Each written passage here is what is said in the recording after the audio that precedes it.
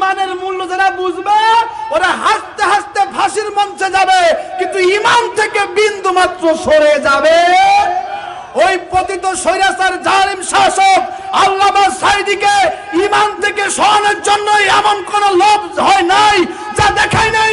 আল্লামা সাঈদী দুনিয়াকে তুচ্ছ করে দিয়ে শহীদ হওয়ার প্রস্তুতি নিয়েছেন, জীবন দিয়েছেন, কিন্তু ইমান থেকে বিন্দু মাত্র সরে যায় নাই। আপন আপন বলিস যারে, কেউ তো আপন হয় না। আপন আপন বলিস যারে, কেউ তো আপন হয় না। স্বার্থ ছাড়া এই ভুবনে কেউ তো কারোর রয় না। স্বার্থ ছাড়া এই দুনিয়ায় কেউ তো আপন রয় না। চোখ বুঝিয়া ভাবরে মন, কে তোর আপন জন। ভালোবাসা পাওয়ার জন্য আছে কি কারণ? চোখ বুঝিয়া ভাবরে মন, কে তোর আপন জন। ভালোবাসা পাওয়ার জন্য আছে কি কারণ? চোখের আড়াল হলে দেখিসি, চোখের আড়াল হলে দেখিসি, তোর কথা কেউ কই না। স্বার্থ ছাড়া এই ভুবনে কেউ তো আপন রয় না। স্বার্থ ছাড়া এই দুনিয়ায় কেউ তো আপন রয় না। কার জন্য তোর ভালোবাসা, টাকা ঘরের বাড়ি, মরার পর কবরেতে রাখবে তাড়াতাড়ি। কার জন্য তোর ভালোবাসা, টাকা ঘরের বাড়ি, মরার পর কবরেতে রাখবে তাড়াতাড়ি। বিনা লাভে বন্ধু রে কেউ, বিনা লাভে বন্ধু রে কেউ, তুলার বোঝাও বই না। স্বার্থ ছাড়া এই দুনিয়ায় কেউ তো আপন হয় না। স্বার্থ ছাড়া এই দুনিয়ায় কেউ তো আপন হয় না। الذين آمنوا صلوا عليه وسلموا تسليما. اللهم صل على محمد وعلى آل محمد كما صليت على إبراهيم وعلى آل إبراهيم إنك حميد مجيد. اللهم بارك على محمد وعلى آل محمد كما باركت على إبراهيم وعلى آل إبراهيم إنك حميد. الحمد لله. যশোর জেলার অন্যতম একটি ইউনিয়ন আরবপুর ইউনিয়নের ধোফা খোলা হিলফুল ফুজল যুব সংঘের উদ্যোগে আয়োজিত আজকের এই প্রথম বার্ষিক ঐতিহাসিক তাফসিরুল কোরআন মাহফিলের সম্মানিত সুযোগ্য সাহিবে সদর মহতারাম মুআজ্জাজ সভাপতি, বিশিষ্ট আলেমে দ্বীন এবং ইসলামের চিন্তাবিদ, নতুনহাট কেন্দ্রীয় জামে মসজিদের মহতারাম খতিব মাওলানা শফিকুর রহমান হাফিজাহুল্লাহ, বারাকাল্লাহু ফি হায়াতিক ওয়া আকরামাকাল্লাহ। সকলেই পড়ছি আল্লাহুম্মা আমিন। আজকের মাহফিলের প্রধান আকর্ষণ হিসেবে যিনি আপনাদেরকে আকর্ষিত করবেন, যারা আকর্ষণে আপনারা এখানে এসেছেন, শ্রদ্ধাভাজন প্রিয় ভাই, বিশিষ্ট ইসলামী চিন্তাবিদ এবং আন্তর্জাতিক খ্যাতিসম্পন্ন ইসলামী সঙ্গীত শিল্পী, প্রিয় শিল্পী ভাই কবির বিন সামাদ হাফিজাহুল্লাহ, আমার পরে যিনি আল কোরআনের প্রাণবন্ত ধারা ভাষ্যকার রূপে যিনি আপনাদের সামনে কোরআন এবং হাদিসের আলোকে আলোচনা পেশ করে আমাদেরকে ধন্য করবেন, বিশিষ্ট ইসলামী চিন্তাবিদ মুহাক্কিক আলেম হযরত মাওলানা ইনামুল হাসান বিন নূর হাফিজাহুল্লাহ, বারাকাল্লাহু ফি হায়াতিক ওয়া আকরামাকাল্লাহ। সকলেই পড়ছি আল্লাহুম্মা আমিন। আজকের মাহফিলের বিশেষ মেহমান হিসেবে যিনি উপস্থিত রয়েছেন, সাবেক চেয়ারম্যান আরবপুর ইউনিয়ন পরিষদ জনাব মোহাম্মদ সিরাজুল ইসলাম। আমি খবর পেয়েছি কিছুক্ষণের মধ্যেই আমাদের সামনে উপস্থিত হবেন আমার মাথার তাজ, আমার উস্তাদুল আসাতিজা সঈদুল মুহতারাম গাজীর দরগা ফাইজাবাদ সিনিয়র ফাজিল বিএ মাদ্রাসার সম্মানিত মুহতারাম আরবি প্রভাষক, এই অঞ্চলের জন্য ইসলামী আন্দোলনের এক সিংহ পুরুষ, যিনি কোরআন এবং সুন্নাহর আলোকে আমাদেরকে শিরিক এবং বেদাত থেকে তাওহীদের দিকে নিয়ে আসেন। ঠিক কিনা বলেন? এই জনপদের জন্য একজন শ্রেষ্ঠ নেয়ামত। এই ধোফাখোলা নতুনহাট, এই বড় মেঘলা তথা আমাদের যশোর জেলার কৃতি সন্তান, আমার মাথার তাজ, আমার শ্রদ্ধাভাজন উস্তাদ হযরতুল আল্লাম মাওলানা আনাম ইউনুস আলী হাফিজাহুল্লাহ, বারাকাল্লাহু ফি হায়াতিক ওয়া আকরামাকাল্লাহ। সকলেই পড়ছি আল্লাহুম্মা আমিন। আজকের মাহফিলের পরিচালক আমার সম্মানিত প্রিয় বড় ভাই হাফিজে কোরআন, বিশিষ্ট ইসলামী চিন্তাবিদ হযরত মাওলানা আব্দুল হালিম হাফিজাহুল্লাহ। আরও যিনি রয়েছেন সার্বিক ব্যবস্থাপনায় প্রিয় ভাই মোহাম্মদ সালাউদ্দিন সবুজ সহ স্টেজে যারা বসে আছেন, নাম না জানা অনেকেই, যাদের নাম ধরে আমি অধম গুনাহগার, যদি একটু দোয়া করতে পারতাম নিজেকে ধন্য মনে করতাম। আমার সামনে বসে আছেন এই মুহূর্তে এই অঞ্চলের সবচাইতে সৌভাগ্যবান কিছু ব্যক্তি। সুবহানাল্লাহ বলেন। সৌভাগ্যবান এই জন্য বললাম, সবাইকে রব্বি করিম তাফসীর মাহফিলের জন্য কবুল করে না। যাদেরকে আল্লাহ তাআলা দ্বীনের সঠিক বুঝদান করতে চায়, যাদেরকে রব্বি করিম ইকামতে দ্বীনের জন্য কবুল করতে চায়, হাবিবুল্লাহ বলেন ওয়াইফাক্কিহু ফিদ্দীন, একমাত্র তাদেরকেই দ্বীনের সঠিক বুঝদান করে দ্বীনের দিকে নিয়ে আসে।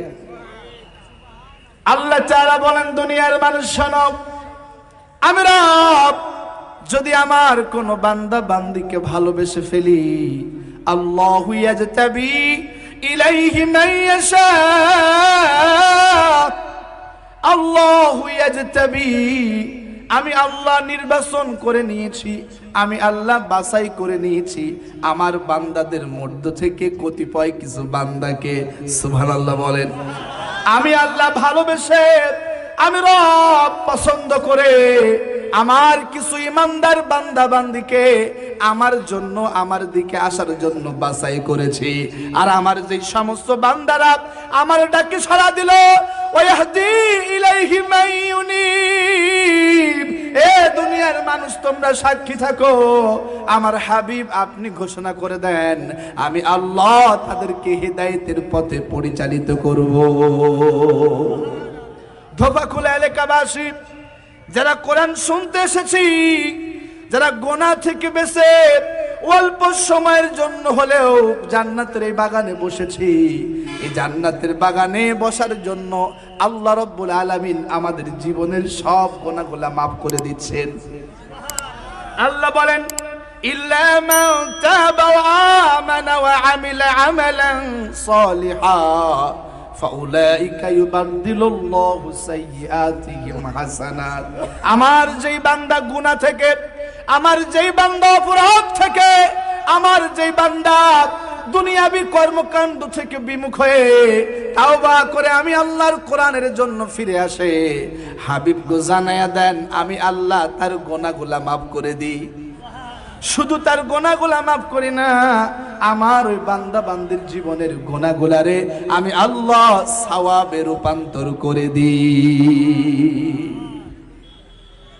আমার ভাইরা, আমরা যারা আসলাম আমাদেরকে কে এনেছেন? জোরে বলুন।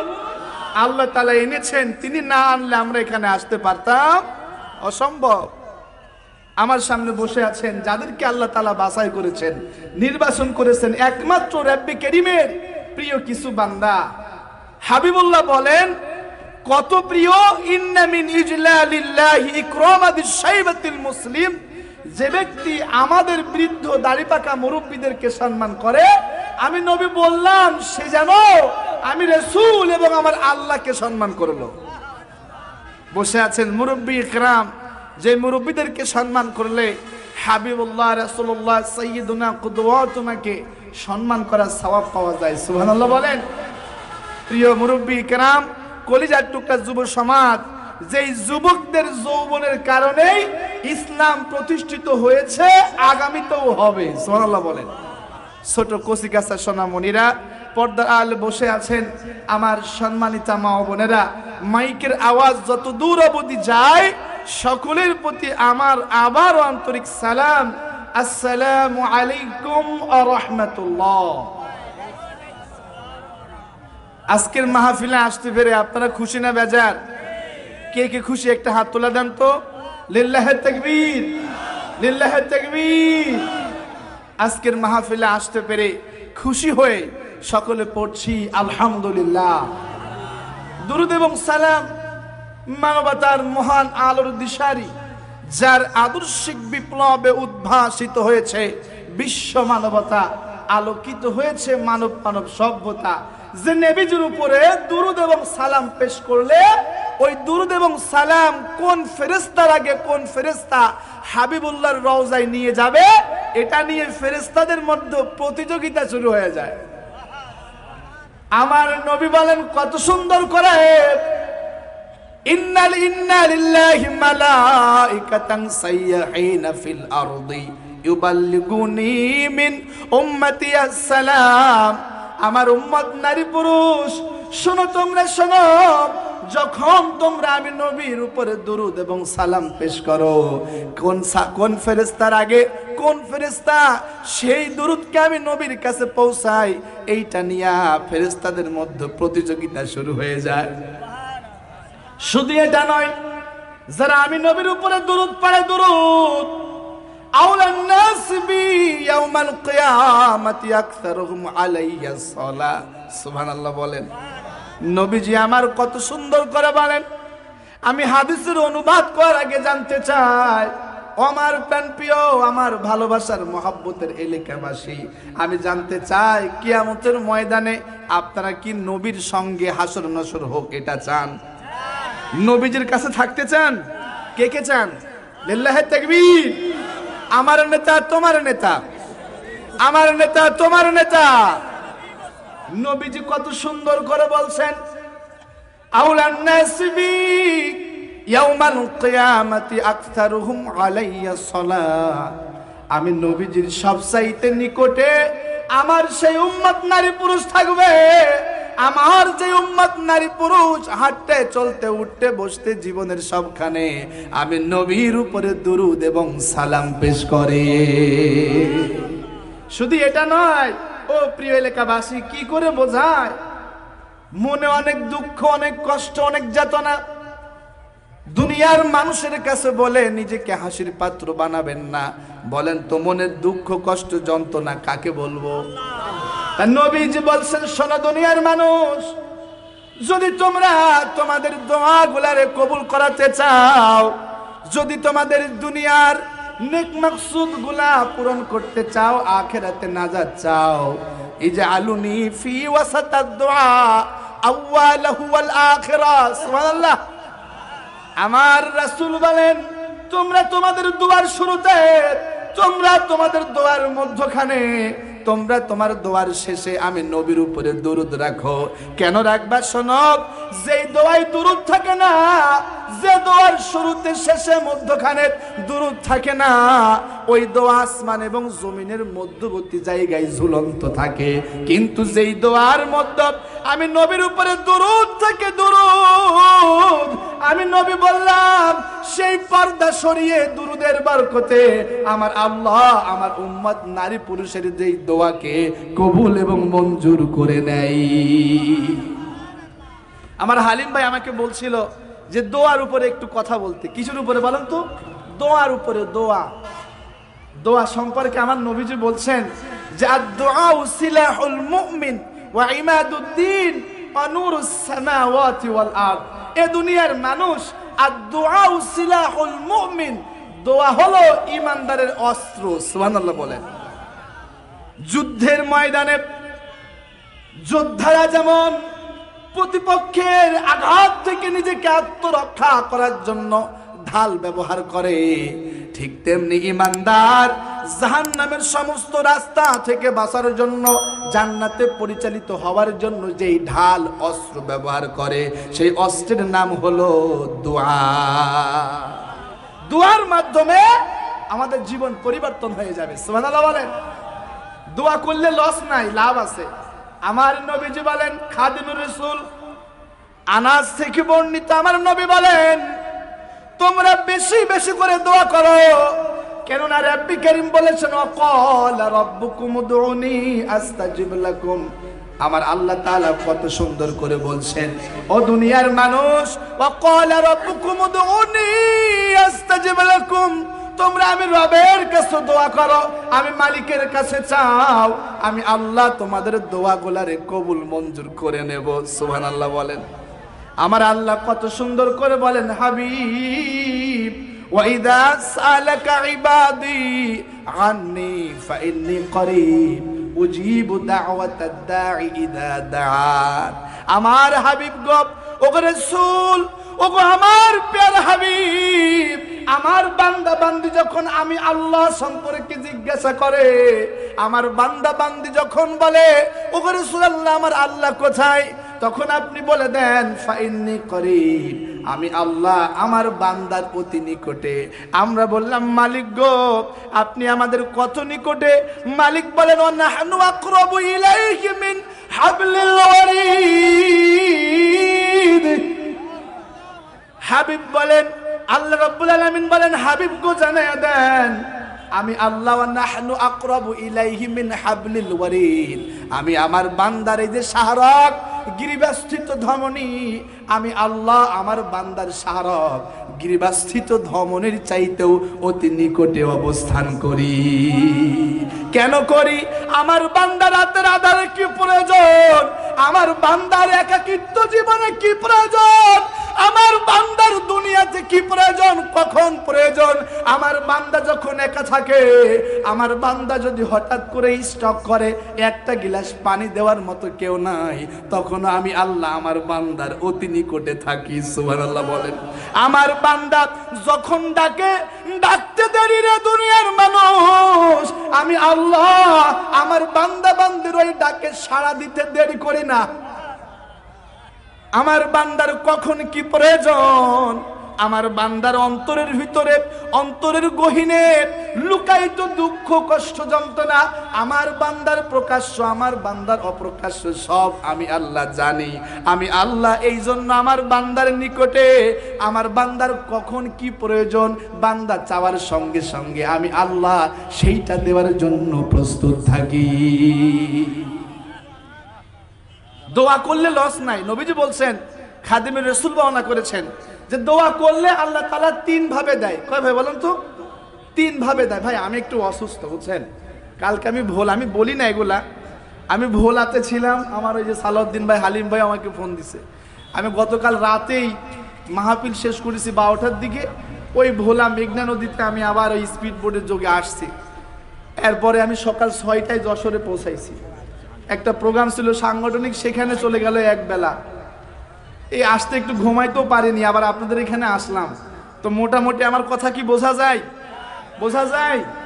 ঘন্টাখানিক শোনা যাবে তো ইনশাআল্লাহ? কথা বলছি কার? জোরে বলুন। ইমানদারের কথা শুনলে ভালো লাগে, আল্লাহ তাআলার কথা বললে ভালো লাগে ইমানদারের, ঠিক কিনা বলেন? আমরা সবাই ভাই ভাই, কেউ আমাদের শত্রু নয়। আমরা কাউকে আঘাত দিয়ে কথা বলতে চাই। ইসলাম আঘাত দিতে আসে নাই, বরং ইসলাম তার উদারতার মাধ্যমে সমস্ত কঠোর মানুষের হৃদয়কে বিগলিত করেছে। সমস্ত কঠোর হৃদয়ের মানুষেরা ইসলামের কাছে আসলে দুর্বল হয়ে যায়। সুবহানাল্লাহ বলেন। আমরাও দুর্বল ইসলামের কাছে, ঠিক কিনা? কোন দল করে আমি বুঝি না, সে যে দল করুক না কেন, কিন্তু ইসলামের প্রশ্নে আমরা এক, ঠিক কিনা বলেন? ইসলামের প্রশ্নে আমরা কি বলেন, কি এক। ইসলাম যেখানে, দল মত নির্বিশেষে আমরা সবাই সেখানে। কে কে রাজি আছেন? লিল্লাহি তাকবীর। আচ্ছা, আর একটা স্বীকারোক্তি নিতে চাই, ইসলাম যারা কায়েম করতে চায় তাদের সঙ্গে থাকতে হবে। পারবেন? পারবেন? আমাদের জীবনটা পরিচালিত হবে ইসলাম কেন্দ্রিক। কি কেন্দ্রিক? ইসলাম যেটা বলতে বলেছেন বলবেন, ইসলাম যেটা বলতে মানা করেছে বলবেন না, ইসলাম যেটা করতে বলেছে করবেন, ইসলাম যেটা করতে মানা করেছে করবেন না। ইসলাম যে দল করতে বলেছে করবেন, ইসলাম যেই দল তালাক দিতে বলেছে সেই দলকে তালাক দিতে হবে। ইসলামের বাইরে ইমানদার একটি সেকেন্ডও অতিবাহিত করতে পারে। আমাদের সব শয়নে স্বপনে, আমাদের শয়নে স্বপনে প্রকাশ্য অপ্রকাশ্য সঙ্গবদ্ধ একাকিত্ব আমাদের গোটা জীবন কার জন্য হবে? বলুন, কার জন্য হবে? তাহলে ইসলাম যা বলেছে আমরা সেটা করব ইনশাআল্লাহ। বলেন কে কে রাজি আছি? লিল্লাহি তাকবীর, লিল্লাহি তাকবীর। তাহলে ইমানদারের অস্ত্রের নাম হলো দোয়া। কি বলেন? জোরে বলুন। কার কাছে করবেন? দোয়া করলে লস নাই, কি নাই? আল্লাহ তাআলা তিন ভাবে দেয়। প্রথম নাম্বার, রাসূলুল্লাহ বলেন যদি তার রিজিক হালাল হয়, কি হয়? তিন ভাবে আল্লাহ দেয়। আবার দোয়া কবুলের শর্ত তিনটা। সুবহানাল্লাহ বলেন। সবাই দোয়া আল্লাহ কি কবুল করে? করবে না। দোয়া কবুলের শর্ত হলো তিনটা। প্রথম নাম্বার হলো দোয়াকারীর দোয়ার মধ্যে শিরিক থাকা চলবে না। কি থাকা? শিরিক থাকা চলবে না। দ্বিতীয় নাম্বার, মুনাফিকের দোয়া আল্লাহ কবুল করে না। তৃতীয় নাম্বার, যারা হারাম খায়, হারাম খায় যারা বেদাতি, ওদের দোয়া আল্লাহ কবুল করে। তাহলে শিরিক কুফর নেফাক মুক্ত, হারাম মুক্ত, নির্ভেজাল খাঁটি ঈমানের মাধ্যমে দোয়া করলে ওই দোয়া কে কবুল করে? কে কবুল করে? আমাদের অস্ত্রের নাম হলো দোয়া। কি বলেন তো? আমাদের অস্ত্রের নাম হলো দোয়া। যে সময় বাংলার জমিনে জুলুম নিপীড়ন নির্যাতনের মাধ্যমে এমন কোন ঘর নাই যেই ঘরে জুলুম করা নাই, মাজলুমদের আত্মনাদ বদদুয়ার কারণে পৃথিবীর মানচিত্রে কোনো জালেম টিকতে পারেনি, পারবেও না। আপনার কি মনে হয় জালেম পালিয়েছে ছাত্রদের মাধ্যমে? না, জালেম পালিয়েছে মাজলুমের বদদুয়ায়। বলেন বলেন। হ্যাঁ, জালেম পালিয়েছে মাজলুমের বদদুয়ায়, ঠিক কিনা বলেন? এমন কোন ঘর নাই বিগত 16 বছরে আওয়ামী লীগ নির্যাতিত হয়েছে ওদের দ্বারা। বলেন বলেন। আরে আমি শুনেছি অনেক আওয়ামী লীগের ভাই কাইদে বলছে যে কি করলাম আওয়ামী লীগ করে, ওটা আমারও ছাড়ে নাই। কথা বলেন নাই? আওয়ামী লীগ, বিএনপি, জামাত, জাসদ, বাসদ প্রায় মুষ্টিমেয় কিছু লোকের কাছে সবাই জিম্মি ছিল, সবাই ছিল মাজলুম। মাজলুমরা দোয়া করেছে, শুনেছে কে? শুনেছে কে? নবীজি বলছেন খবরদার মাজলুমের বদদুয়াকে ভয় করো। মাজলুমের বদদুয়াকে, কারণ মাজলুমের বদদুয়ার মাঝে আল্লাহর মাঝে কোনো পর্দা নাই। কি নাই? তাহলে জালেম পালায়েছে কাদের বদদুয়ায়? হ্যাঁ, মাজলুমের। আমরা কি জালেম হব না মাজলুম হব? বলেন বলেন। খবরদার কারোর উপর জুলুম করা যাবে না, কারণ কিয়ামতের ময়দানে জালেমের জুলুম সবচাইতে বেশি অন্ধকার হয়ে ব্যক্তিকে গ্রাস করে ফেলবে। আল্লাহ তাআলা আমাদেরকে জালেম হওয়া থেকে হেফাজত করুক, আমিন। আমরা মাজলুম হতে চাই। কি হতে চাই? আমরা জালেম হতে চাই ইনশাআল্লাহ। বলেন দোয়া কবুল হবে তিন ভাবে। প্রথম নাম্বার, যদি রিজিক হালাল হয়, নিয়তটা ঠিক থাকে, বেদাত না থাকে, হারাম না থাকে, তাহলে আল্লাহ প্রথম নাম্বার যা চাই দুনিয়াতে তাই দিয়ে দেয়। নবীজি বলেন যদি দুনিয়াতে না দেয়, তার দোয়া করার কারণে আল্লাহ রাব্বুল আলামিন তার কিছু গুনাহকে মাফ করে দেয়। সুবহানাল্লাহ বলেন। তৃতীয় নাম্বার, যদি গুনাহ না মাফ করে, কিয়ামতের ময়দানে রব্বি করিম বলবে আমার বান্দা আমি আল্লাহ তোরে মাফ করতে চাই, তোর কি মাফ পাওয়ার মতো কোনো পাথেও আছে? তখন আপনি আমি বলবো মালিক দুনিয়াতে দোয়া করেছিলাম, দোয়া তো দুনিয়াতে পূরণ করে দাও নাই, এখন সেটা চাই। আল্লাহ বলবেন যা, দুনিয়াতে করা তোর দোয়ার মাধ্যমে আমি আল্লাহ আজকে তোরে জাহান্নাম থেকে বাঁচাইয়া দিলাম। দোয়া করলে লস নাই, হয় দুনিয়াতে দিবে, কি ব্যাপার, হয় দুনিয়াতে দিবে, নতুবা আল্লাহ গুনাহ মাফ করে দেবে, নতুবা কিয়ামতের ময়দানে জাহান্নাম থেকে বাঁচায়া দেবে। সুবহানাল্লাহ বলেন। তাহলে দোয়া করতে হবে, কি করতে হবে? আর ওই দোয়ার মধ্যে থাকা লাগবে দুরুদ। কি থাকা লাগবে? দুরুদ। ইজআলুনি ফি ওয়াসাতাদ দুআ আউওয়ালাহু ওয়াল আখিরা। নবীজি বলেন তোমরা দুয়ার শুরুতে, মধ্যখানে, শেষে আমি নবীর উপর দুরুদ রাখো, কেননা দুরুদের বরকতে ওই বান্দা বান্দির দোয়াকে আল্লাহ কবুল করে নেয়। সম্মানিত ভাইয়েরা আমার, তাহলে আমরা দুরুদ এবং সালাম পড়ছি সেই রাসূলুল্লাহর প্রতি, যেই রাসূলুল্লাহর উপরে দুরুদ পড়লে কিয়ামতের ময়দানে নবীজির অতীব নিকটে থাকা যায়। সুবহানাল্লাহ বলেন। সেই নবীজির উপরে জবানের সবটুকু আওয়াজকে বুলন্দন করে, দিলের সবটুকু মোহাব্বতকে বিসর্জন দিয়ে, আকাশ বাতাসকে প্রকম্পিত করে আমরা সকলেই ভক্তি এবং শ্রদ্ধা দিয়ে দুরুদ এবং সালাম খানায় কাবায় আমরা সোনার মদিনায় পাঠাচ্ছি, সকলে পড়ছি সাল্লাল্লাহু সাল্লাল্লাহু। প্রিয় উপস্থিতি, আপনাদের সামনে আমি তেলাওয়াত করেছি কোরআন কারীমের 6 নম্বর সূরা। কত নম্বর সূরা? 6 নম্বর সূরা, সূরা আল আনআমের 82 নম্বর আয়াত। আমি খুব অল্প পরিসরে ঈমানের মূল্য সম্পর্কে বলবো ইনশাআল্লাহ। বলেন। আলোচনার মধ্যে প্রবেশ করার আগে আমি জানতে চাই, আপনার আমার কাছে রব্বি কারীমের একটা গচ্ছিত সম্পদ আছে, যে সম্পদ ফি কুলুবিহিমুল ঈমানিহিম, যে সম্পদকে আল্লাহ আমাদের গোটা বডির সবচাইতে দামি জায়গা কলব, তার মধ্যে রেকর্ড করে রেখেছেন, সেভ করে রেখেছেন। সেই দামি সম্পদের নাম কি বলেন তো? ঈমান। বলেন, জোরে বলুন। ঈমান কই থাকে? বলেন বলেন। আচ্ছা, এবার ঈমান সূরার নাম কি? বলেন বলেন। ঈমান সূরার নাম হচ্ছে শয়তান। শয়তান কই থাকে? কলবের নিচে। কই থাকে? আমাদের সবচাইতে দামি সম্পদ ঈমান কই থাকে? কলবে। আর ঈমান সূরার নাম হচ্ছে শয়তান। শয়তান কই থাকে? কলবের নিচে। কেন? শয়তান আমাদের মুখ দিয়া এমন কথা বের করতে চায়, শয়তান আমাদের কাজকর্ম এমন ভাবে ঘটাতে চায়, শয়তান আমাদের ঈমান আকীদা এমন ভাবে ধ্বংস করতে চায়, যাতে করে আমাদের কলব থেকে ঈমান সরে গিয়া ওখানে শয়তান কুফরিকে ঢোকাতে পারে। এই জন্য তাফসীর ইবনে কাসির প্রণেতা ইবনে কাসির রাহমাতুল্লাহ আলাইহি কত সুন্দর করে বলছেন, আল কোরআনু শিফাউম মিন কুল্লি আমরাদিন মিনাল কলব মিনাশ শাক্কিন ওয়ান নিফাকিন ওয়াশ শিরকিন ওয়াজ যায়গিন ওয়া মাইলিন। সুবহানাল্লাহ বলেন। ইবনে কাসির প্রণেতা রাহমাতুল্লাহ আলাইহি বলছেন, যদি কোরআন কেউ গবেষণা করে, কোরআন কেউ পড়ে, এই কোরআন সেই ব্যক্তির অন্তর থেকে 5টি ভয়ঙ্কর মারাত্মক ব্যাধিকে দূর করে দেয়। আল্লাহ বলেন, ওয়া নুনাজ্জিলু মিনাল কুরআনি মা হুয়া শিফাউ ওয়া রাহমাতুল লিল মুমিনিন। আমি মালিক যে কিতাব, যে কোরআন নাজিল করেছি, এই কিতাব, এই কোরআন হলো ঈমানদারের অন্তরের ঔষধ। আর ইবনে কাসির রাহমাতুল্লাহ আলাইহি বলছেন, কোরআন গবেষণা করলে, স্টাডি করলে, পড়লে কোরআন মানুষের অন্তর থেকে 5টা ভয়ঙ্কর জঘন্য ব্যাধি দূর করে। কি?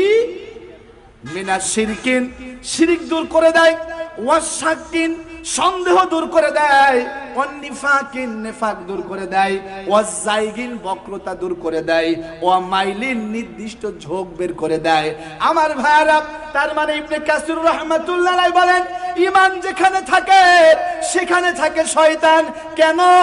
শয়তান ঈমানদারকে শিরিক করায় বেঈমান বানাতে চায়, শয়তান ঈমানদারকে কুফরি করায় বেঈমান বানাতে চায়, শয়তান ঈমানদারের অন্তরে সন্দেহ ঢুকায়া সন্দেহ প্রবণ বানায়া তারে বেঈমান বানাতে চায়, শয়তান মানুষের অন্তরে নির্দিষ্ট ব্যক্তি দলের প্রতি ঝোঁক বানায়া ঈমান থেকে সরাতে চায়, শয়তান মানুষের অন্তরের ভিতরে বক্রতা একগুঁয়েমি ঢুকায়া দিয়া ঈমান থেকে সরাতে চায়। এই পাঁচটা হলো অন্তরের রোগ। কি রোগ? আর এই রোগ দিয়ে কে? শয়তান। কে দেয়? অন্তরে পাঁচটা রোগ আছে, ভালো করে বোঝেন। ঈমান থাকে কলবে, কই থাকে বলেন তো, জোরে বলুন। ঈমান থাকে কলবে, শয়তান থাকে কলবের নিচে। কেন থাকে? শয়তান আমাদের ঈমানের ভিতরে শিরিক ঢুকাতে চায়, শয়তান আমাদের ঈমানের ভিতরে কুফর ঢুকাতে চায়, শয়তান আমাদের ঈমানের ভিতরে নেফাক ঢুকাতে চায়, আমাদের ঈমানের সন্দেহ ঢুকাতে চায়, আমাদের ঈমানের ঝোঁক ঢুকাতে চায়। ঝোঁক বোঝেন তো? ঝোঁক মানে হলো যে আওয়ামী লীগ করে, আওয়ামী লীগ ছাড়া কিছু বোঝে না। কথা বুঝছেন তো? এই আওয়ামী লীগের দিকে ঝোঁক। কোরআন হাদিসে যা বলবে সব কিছু মানতে রাজি, কিন্তু যখন তার দলের বিরুদ্ধে যাবে তখন আর মানতে রাজি না।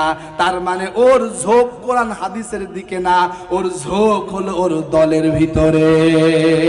আর এই ঝোঁক দান করে ইবলিস, শয়তান। এই ঝোঁক দেয় কিনা? শয়তান দেয়। এই ঝোঁক আছে, ঝোঁক।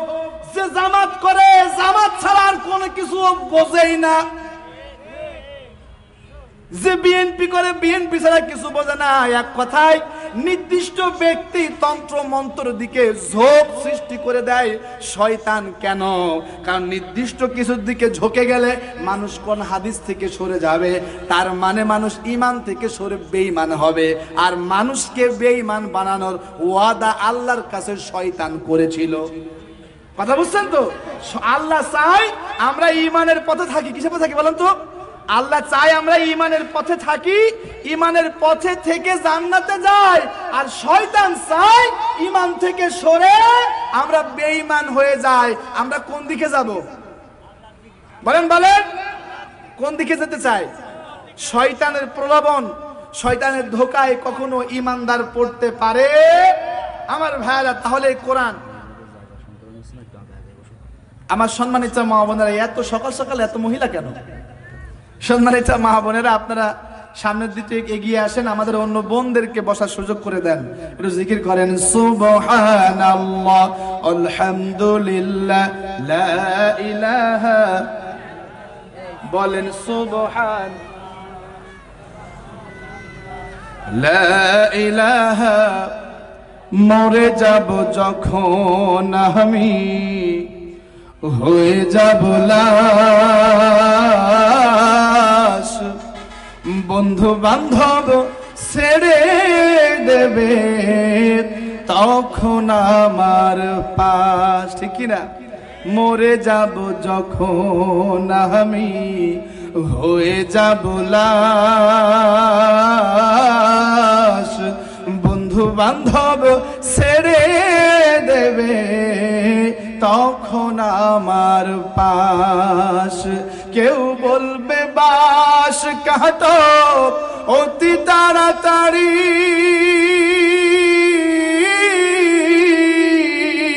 কেউ বলবে মাটি দিয়ে যাব কখন বাড়ি।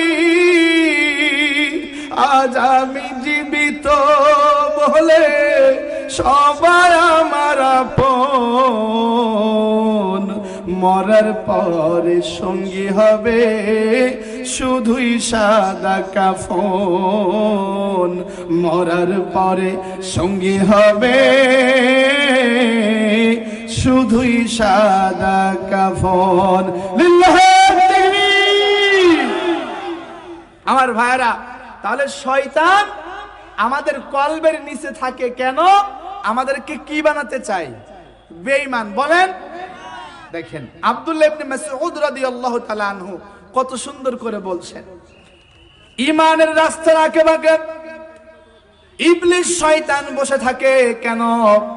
ওখানে বসে বলে ইয়া আব্দুল্লাহ ইউনাদি হাদা তরিক। শয়তান ইমান নামক রাস্তার আঁকে বাঁকে বসে থেকে মানুষকে ইনভাইট করে, মানুষকে নিমন্ত্রণ করে, মানুষকে দাওয়াত দেয় ইমানের রাস্তায়। গুনাহের জিনিসগুলাকে সুন্দরভাবে সুসজ্জিত করে শয়তান মানুষকে ডাকে, ইউনাদুনা ইয়া আব্দুল্লাহ, ও আল্লাহর গোলাম এদিকে আসো, হাদাত তরিক, এটা হলো সঠিক রাস্তা। ভালো করে বোঝেন, ইমান নামক রাস্তার আঁকে বাঁকে বসে আছে ইবলিস। কে বলেন? ইবলিস কি নিয়ে বসে আছে? বিভিন্ন গুনাহের সামগ্রী, বিভিন্ন অপরাধের কর্মকাণ্ডগুলা শয়তান নিয়ে বসে আছে, অপরাধগুলাকে সুসজ্জিত করে। কেন? কেন শয়তান মানুষকে ইমান থেকে সরাইয়া গুনাহ করাতে চায়। আমার ভাইয়ারা, ইমান নামক রাস্তার কিছু দূরে গেলে শয়তান বসে আছে সুদ নিয়া। ইমান নামক রাস্তার আর কিছু দূরে গেলে শয়তান বসে আছে নেফাকি নিয়া। ইমান নামক রাস্তার আরেকটু দূরে গেলে শয়তান বসে আছে ঘুষ নিয়া। ইমান নামক রাস্তার আরেকটু দূরে গেলে শয়তান বসে আছে জিনা নিয়া। ইমান নামক রাস্তার আরেকটু কিছু দূরে গেলে শয়তান মদ, জুয়া, খারাপ, খুন খারাপি, মানুষের তৈরি করা তন্ত্র মন্ত্র, জাতীয়তাবাদ নিয়ে বসে আছে, মানুষের তৈরি করা তন্ত্র মন্ত্র, সেকুলারিজম নিয়ে বসে আছে। আর একটু দূরে গেলে ন্যাশনালিজম নিয়ে বসে আছে। এক কথায় ইমান নামক জান্নাতের আঁকেবাঁকে শয়তান বিভিন্ন গুনাহের পথ খুলে বসে আছে। কেন? গুনাহ করাইয়া শয়তান ইমানদারকে ইমান থেকে বিচ্যুত করাতে চাই। কথা বুঝে ফেলেছেন তো? শয়তান কিন্তু আমাদের হাত ধরে গুনাহ করায় না।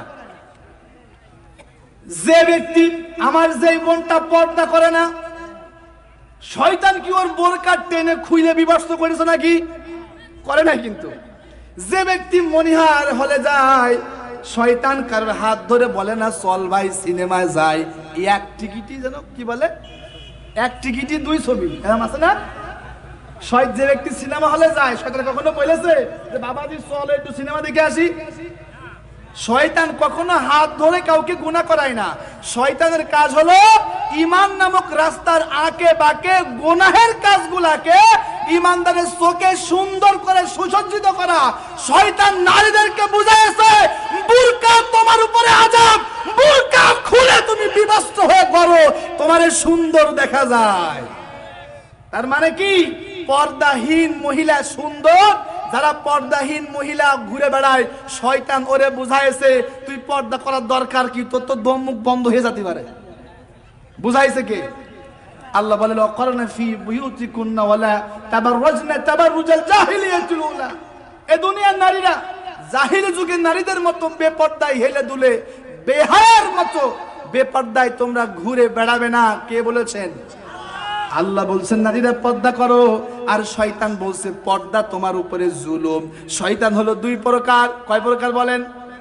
মিনাল জিন্নাতি ওয়ান নাস। মানুষ শয়তান আর জিন শয়তান। কথা বুঝছেন? মানুষ শয়তান, জিন শয়তান। জিন শয়তান কখনো সরাসরি আপনার হাত ধরে গুনাহ করায় না, কিন্তু মানুষ শয়তান সরাসরি আপনার হাত ধরে টেনে ইমান থেকে সরাইয়া ইমানহীনতার দিকে নিয়ে চলে যায়। মানুষ শয়তান গুলা আপনারা বলবে তোমার আমি ৫,০০০ টাকা দেব, আগামীকাল সকালবেলায় টিপটা তুমি ওরে দিও। বুঝেন নাই? মানুষ শয়তান এক প্যাকেট বিড়ির মাধ্যমে, মানুষ শয়তান একটা চার মাধ্যমে ইমানদারের ইমানটাকে কিনতে চায়। চাই কিনা? আর যাদের ইমান বড় নড় বড়, ওই এক প্যাকেট বিড়ি আর চা দিলি মোটামুটি যে বিড়ি খাতি খাতি আবার ওর বউ ওরে তালাক দিতে চায়। মানে ওর গন্ধে, বিড়ির গন্ধে ওর বউ অতিষ্ঠ। ঠিক কিনা? মানে এইরকম নেতা, ওই নেতার পিছনে স্লোগান দেয়, কি দিয়েছে ৫০০ টাকা, অমুক নেতার চরিত্র ফুলের মতো পবিত্র, দুনিয়ার কথা বলে। আমার ভাইরা, এই মানুষ শয়তান, মানুষ শয়তান মানুষের হাত ধরে ইমান থেকে দূরে নিয়ে যায়। নাউজুবিল্লাহ বলেন। তাহলে ভালো করে মনে রাখবেন, হাত মাক চোখ নাক মুখ থাকলেই মানুষ হওয়া যায় না। মানুষ হওয়া মুখ দেখে কি মানুষ সে না যায়, হায় মুখ দেখে কি মানুষ চেনা যায়? আর মানুষ বড় আজব প্রাণী, মানুষ বড়, আর মানুষ বড় আজব প্রাণী, দুঃখ দিয়ে মজা পায়। মুখ দেখে কি মানুষ চেনা যায়? হায়, মুখ দেখে কি মানুষ চেনা যায়? মুখ দেখে মানুষ চেনা যায় না, কারণ অমানুষগুলা দেখতে মানুষের মতো, ঠিক কিনা বলেন? অমানুষগুলা দেখতে কিসের মতো বলেন? এই জন্য হাজারো অমানুষের ভিড়ে সঠিক মানুষ খুঁজে পাওয়া বড় মুশকিল, ঠিক কিনা বলেন? মানুষ শয়তান হলো তারা দীর্ঘ 16 বছর হাফেজে কোরআন আলেম ওলামার বিরুদ্ধে, আলেম ওলামার বিরুদ্ধে কথা বলেছিল, তারা হলো মানুষ শয়তান। মানুষ শয়তান হলো তারা।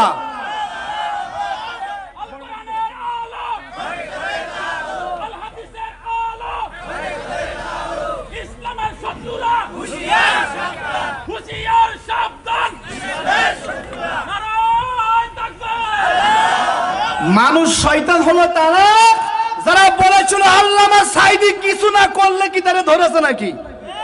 ও টাটকা মানুষ শয়তান। মানুষ শয়তান হলো তারা দীর্ঘ বছর জুলুম করে 40 সাল পর্যন্ত ক্ষমতায় টিকতে চেয়েছিল। মানুষ শয়তান হলো তারা যারা আল্লামা সাঈদীকে অপচিকিৎসার মাধ্যমে শহীদ করে দিয়েছে। ওরা সব মানুষ শয়তান। কি শয়তান? জোরে বলেন। আর বর্তমানে কিছু মানুষ শয়তান আছে, এক সময় যারা কালভার্ট ব্রিজ লুটে পুটে খেয়েছে, ওই শয়তানদের উত্তরসূরি কিছু শয়তান এখন বলে, ভাই তুমি আগে কত দিতে? বলে 100। বলে জুলুম করবে না, তুমি 100 দিতে, সেই 100 এখন অন্য দিয়ে আমারে দাও, ঠিক না? মানুষ শয়তান চিনা লাগবে তো, না চিনলে ইমান বাঁচাবেন কি করে?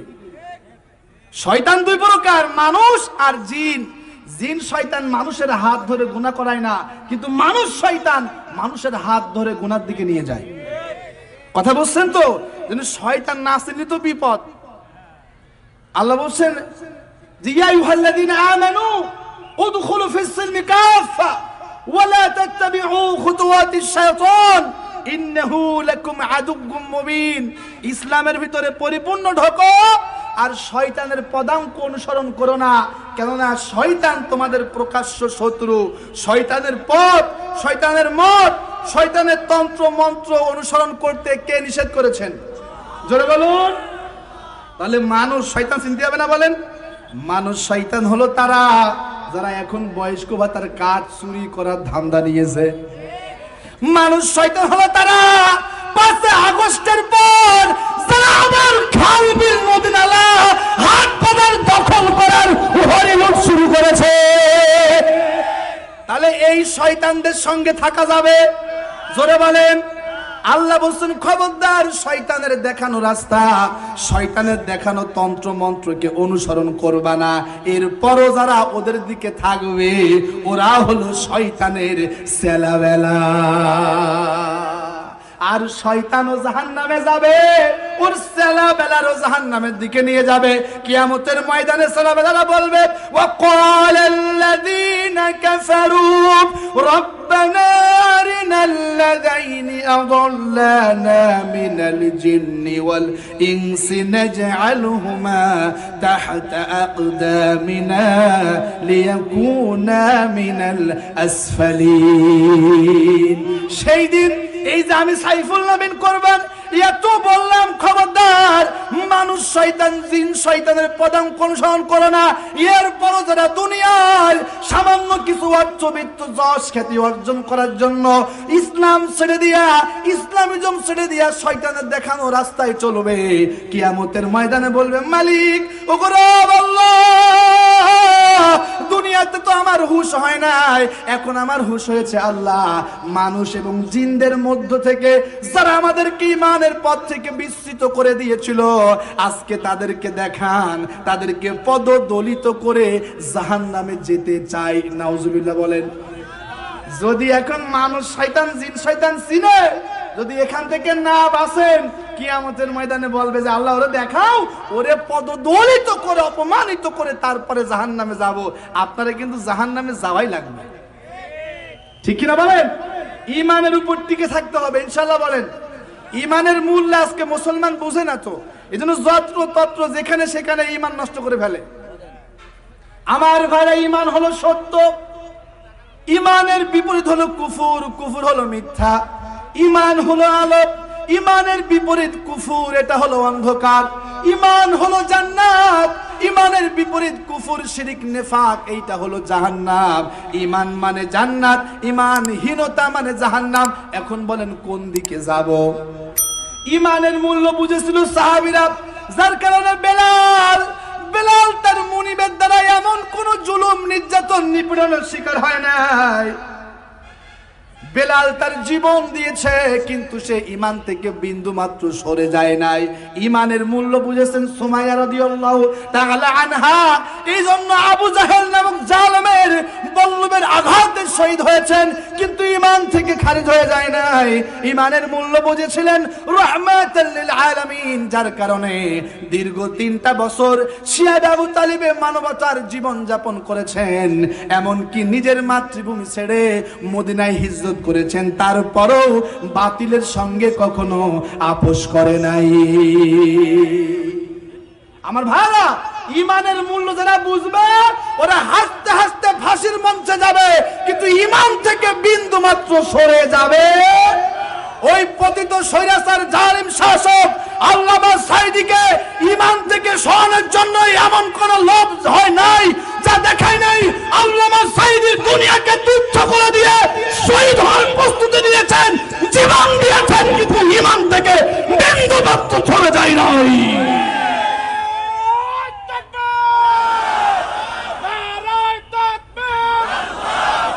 ইসলামের শত্রুরা